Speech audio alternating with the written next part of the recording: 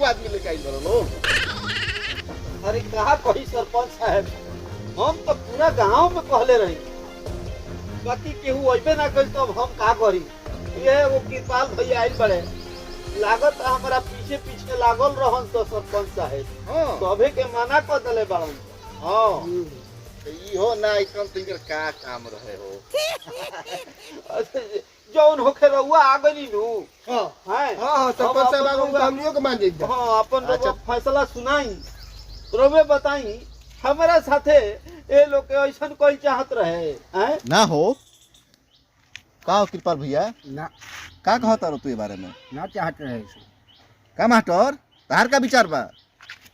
अरे तो हम में कुछ जानते नहीं कि हमारा तो फगुआ के बिहान भी ना पता चलल बा। हां मैं नहीं कि मैं गंगा पी गई ना गंगा कह के पी गई हां ना तो 77 को बिलाई खा के भक्ति में रहता रे। कृपाल साहब देखो हमरा के अलग अलग जगह पर इनकर भाई यही कुछ जानते नहीं का। भाई भाई जाके दूसरे जगह पैसा ले लिया कुछ ले दे हम का जानते नहीं। ए बर्दाले कहता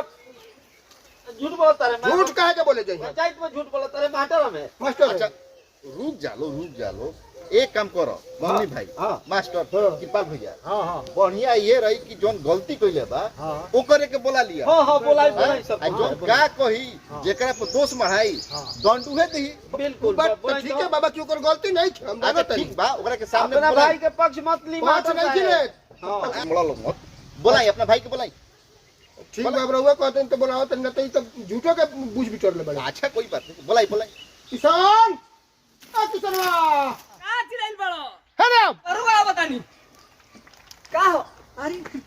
आ गइल हम सरपंच साहब प्रणाम का अरे काका के तू प्रणाम करत रहा तो का हो अपना बरिला के बादो आगो नहीं है का करी बबुआ गांव समाज में आई थी में बानी तो चल आई है तो का तारा दुख का बा ना ना हमारा कहां दुख बा रही आके सब काम बिगाड़ा तड़ा दुखे नहीं खे का मैटर बा भैया मास्टर हां सरपंच साहब के बोले ले बड़ा मंगनी भी अरे तार लोग के काई फसल बा मतलब के फगुआ बीच गइला तार लोग कभी कुछ फैसले ना निकला। सरपंच जी रोहु के का चक्कर में पड़ जाता नहीं महाराज कहते सरपंच है देखिए ने उन्हें घुमावे की कोशिश करता हूँ समझ कि ना हम जाता 6 महीना से ये एकदम के बड़ा के रख देले बा। जब जब कलकत्ता जाएगा तो चलता नूराही में भेटा जाता ये हमारा के लूट लेता। देखिए सरपंच जी पहले बोल दी समाज के बोल अरे रुको का मंगनी चाचा का कहता रो तू लूटत माने बंदूक बंदूक भिड़ा का लूटल सता कुछ अरे बंदूक से ना बात से लूट लेता। हेलो तो लूटल कहां ला हेलो तो हमारा भाई के चोर बनावत रहा चोर चाहिए हम चोर हैं अरे तो ठगत आनू लड़का का बात ठगता नहीं है सरपंच इनका साहब ठगी हमारे 400 रुपए ले ले फगुआ के बहाने हमारे 400 रुपए दिवाई हम अपन जाएंगे कलकत्ता की यात्रा करें। यार कौन सा है फगुआ के बहाने कैसे ले सरे बताइए हम फगुआ के बहाने 400 रुपए ले मिया से देखिए रोवा सही मुद्दा नहीं जाना हम बताओ बोल बताओ बताओ बताओ भैया हां बताओ ई का भइल कि हमारा इनकरा में बहुत लगाव बा माने बहुत मानी नहीं इनकरा काका के तो ई जात रहन कलकत्ता तो रास्ता में भेंट हो गई तो हम कहनी काका रोवा कहां जाता नहीं तो कहतन बुआ हम जाता नहीं कलकत्ता तो हमारा थोड़ा सा लागल तो बताई काका लगले होली बा आ होली पहले कलकत्ता चल जाई तो हम केकरा जोरे होली खेलब ना तो इहे कहनी नु बबुआ एक नंबर बात कहता रे हमरो मन नहीं करत लेकिन का करबे मजबूरी बा तो कहनी काका रोवा मत जाई हम रोवा खातिर बढ़िया चीज व्यवस्था करम होली के दिन ठीक कहता कुछ खियाई पियम रवा के द्वार पे आइम तो कुछ शोभा करम कुछ ताल झमर कुछ मजोड़ा लागी एंजॉय करम आ होली बाद रवा जाई ठीक है कहता यहाँ के रुक गई तो हम कहनी काका सब तो ठीक है बा लेकिन होली के दिन एक चीज बिना मजा ना दी तो उ कहलन का रे तो हम कहनी कि जो मीट उट कुछ बनी तो कुछ मजा दी खाए पिए में तो कौन बात ठीक है कहले हैं ना कहले रहो ठीक है कहता कहले रहो तो हम कहनी ठीक बा काका रही व्यवस्था लेकिन काका हम तो बेरोजगार आदमी हम कहाँ से बनवाई छोड़ो प्लानिंग कैंसिल तो वही पर रुकल हमरा के ना बबुआ जवन होली में सोचल जाला उ कल जाला ना कहले रह कहले रही जवन होली में सोचल कल जाला तो हम कहनी काका हम कहाँ से करम भाई साहब पैसा हमार देवेलन ना तो ई वही पर कहले बड़न तो किसानों घबरो मत काका करत तो तेरा कोनो कमी ना हुई बताए सरपंच हाँ। कोनो गलती लोगो तो हमरा भाई के सुन ली अरे हाँ। सुन ली आइए कहला नहीं रहे से ताऊ में तो ले है टिकट के पैसा अब बनाओ ना कहल रहो अरे अब हो बताई एमे हमार दोस्त कहाँ से के बा पैसा देले रहो देले तो रही बताइए सरपंच साहब बा हमर कोनो भाई के गलती ना कर ना लोग तो तो ठीके कहता तब एकर गलती कहां बा मर देले के अरे दादा तो वो ठीक कहता हम पे ठीक कहता नहीं कहते बानी कहते बड़ा अरे ई सब सुनम नु कि कैसे हम काहे देली पैसा काहे देला सुनाओ तू अब अरे ई रोवे लागल ए लागो अतरा कहता कि टूटा हमार घर के भैया हमरा के ना मानो फगुआ उआ लेखा त्योहार साल समझ में पैसा ना देस खर्चा बस सही बा कि ना तो ई कॉलेज की फगुआ मनी कैसे तो हम माया मोह में फंस गनी नु और वो में बुझी कि हमें करा के अपन टिकट के पैसा आ जातारा में खाए पिए वाला पैसा 400 रुपया दे देनी अब बुझी कि कहलो रे कि फगुआ के बात दे हो अगर नहीं हम मांगे तो दोनों भाई तर ना गइले तो इहो तो ठीके कहता रे सरपंच साहब और वो बताई अरे होली के दिन हो साल भर में एक बार आवेला अब मान लो बेटा भतीजा के दे देनी 400 रुपया तब ओकरा मांगे चल जाला बताई तो बताइए इहो तो ठीके कहता मंगनी भैया अब मैंने वो ठीक कहता और वो मैंने हम पे ठीक कहता नहीं सरपंच साहब ना। बजबे को नहीं हमार 400 पैसा रुपया खातिर हमार पैसा ले ले बाबू हमार पैसा अच्छा दिलाई पहले एक बात सुनो सरपंच साहब हम एगो बात कही ना पहले आएंगे से पूछ ले पूछ ना पूछ कहिए ला अच्छा बताइए कहो। कि ए दोनों जना के मैटर में हम कही लौका तनी ना भाई तू देख आई मास्टर साहब दादा। कह के हाँ। उनका के काहे साना तरह बीच अरे में उनके नु भाई हो भाई हो। भाई के लिए जाके सरपंच साहब अरे भाई वो बात जान गई होई तो पाला फेंकी तो उसके हम बेरोजगार है कमासू तुए पड़े उनके तरह ही के पड़ी अच्छा अच्छा एक बात सुनो फगुआ बाद मुर्गा खइलो हनु गुरु का फगुआ में मुर्गा खइलो हनु ओ एक दो पीस खइले रही ओतना ना सरपंच साहब दुआर पर हमनी के जब दोनों भाई गाड़ेगा उतर जा खूब ठुमका लगइलन छप्पा बजवाई ले हम तो सुनी कि तू पैसा लुटइलो ह बहुत तो का करब गाना बजाना में तनी खाली उठा दे हाँ तो- 400 दे देलो सब चीज दे तो वो पैसा कहां से लइलो तू दादा अरे तो घरे जब चोरी का रखले रहे मलकिनिया ओकरे में से ले गई रही सुनी ए सरपंच साहब अरे वो हमारा तरफ से फैसला करे आज बनी की वो लोग के तरफ से हमारा की बताई पूछो बे ए कृपाल भैया बताओ हमने के दोनों भाई के गलती लौका था अच्छा रुको सुनो मास्टर साहब इस समस्या का समाधान हम खोजत नहीं रुक जा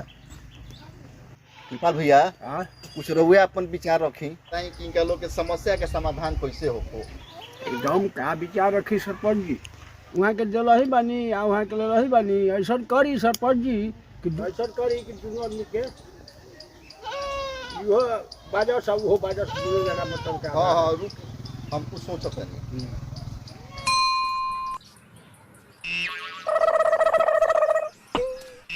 सरपंच साहब ध्यान रखम आगे इलेक्शनो बा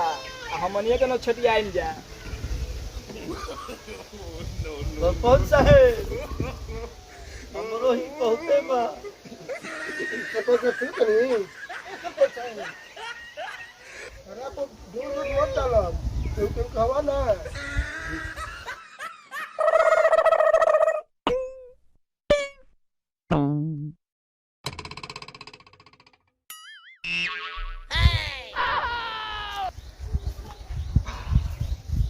अब इस समस्या के समाधान आगे सरपंच तो साहब अब हम सुनावत हैं ध्यान दे समस्या के समाधान ई निकलल ह जी जी किसनवा हां बोली सरपंच साहब एक गिलास पानी दे। ये समाधान निकलला सरपंच और रुकी साहब रुकी पानी पियाओ दी पहले हमरा के ए रुका पहले सरपंच साहब पानी हमारा घर से पियो अरे तो हम आइल बानी मास्टर के घरे तो इनके घर से पनिया पियो तो हम बोले नु पानी अरे रुकी ना पानी पिया में का लागल बा ना ना तो हम मिठाई खियाई मिठाई हमार खाए के पड़ी अरे भाई तो तो सरपंच के दिया ठीक बात और बढ़िया बा तो एक काम बबुआ से पानी ले आओ तू मिठाई ले आओ जी जी जी जी ले आओ। जरूर जरूर जरूर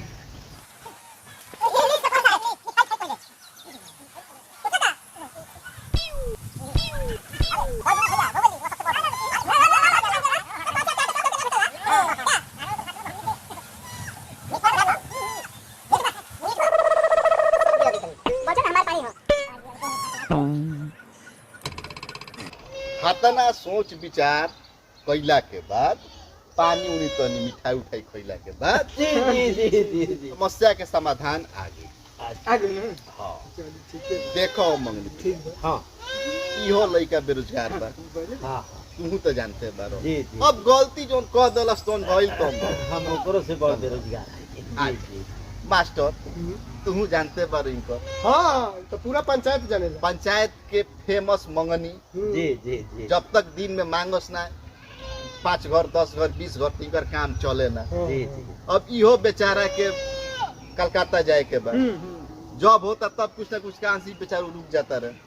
दू हाली तो हम ही के स्टेशन पर से टांग के लेनी हो रात में हाँ बेचारू के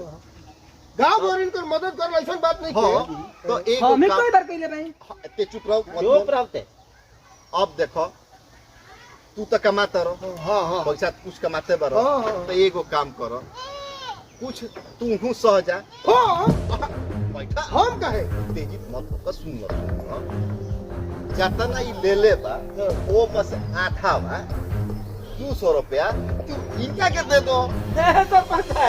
हमार 400 रू ले ले भाई 200 दिवा उतरी लोग अरे पूरा बतुए सुनर काहे कूदे लगा वो भी चला दे वो भी चला दे अबे तू ही ले दे बा अरे रुका रुका शांत रहो अरे तू कूदा ता रहा आराम से अब चल गर्मी बा देखो बतिया सुन लो हम सुननी सोचनी हां 200 ई दे दी हन हां आ 200 हम दे देबा अपना देने से रहुआ हां सरपंच जी की जय हो जय हो। सरपंच जी की जय हो सरपंच जी जय हो। क्या हो गया हां सरपंच खाना पहुंची ता बोले नहीं खाओ केकरे का बोले जाला है तो मैंने रहुआ इतना बढ़िया काम कोनी ई काम इतिहास बन जाई नु अरे अमर हो जाएगी अरे रुक अमर होला कहाला अमर जाने ले करे कहाला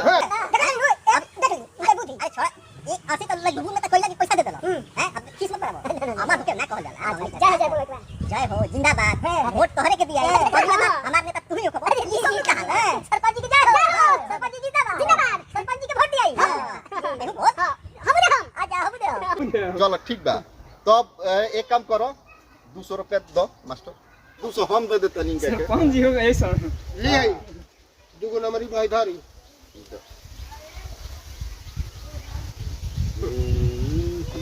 एने मन अब तो देखो 200 उ देलन हां जी 200 हम देनी हाँ, हो हाँ। 400 उतने देलन रहनु हां हां हां और धरा 400 रुपया काल के काल सवेरे टिकट कटा के सीधे कलकत्ता चल दियो हां ठीक है ठीक अब लौकी हम मत लोग समझियो ओइबे ना करो वजह से मतलब कहे के मतलब कि कलकत्ता से घूम के आइया तब लौकी हो आ एगो चीज के ध्यान रखियो हां इलेक्शन बा चल आइयो अच्छा। आ अपनहु आइयो काकियो के ले लियो आ बेटा पतो के भी ले लियो और जोन गांव के 1200 हाँ। ओकनियो के ले लियो अच्छा अच्छा ठीक बा भाड़ा भेजवा दे एकदम अगला के बाद हम इज्जत देते अच्छा तो ठीक बा सरपंच जी की जय हो जय हो हम चलत तानी काका हां ठीक बनो हां हमार काम हो अब गई सुना सुनानी है ज्यादा का फ्रेम मत करो तो फिर लूट ली तारा के अरे, ढेर काका बनी हम कहाँ तो जाए वाला सुनने फिर रह बीच में अरे भागा ना तो तार जातर देखे जी फिर ठोके के आए, भागो नमस्कार प्रणाम हमनी के ई कोशिश रहा सबे के कैसन लागल अपन लाइक और कमेंट के माध्यम से बताइब जा एगो बात रहा सबे से बहुत दिन से हम शेयर कर चाहत रही वो ई कि का हमनी के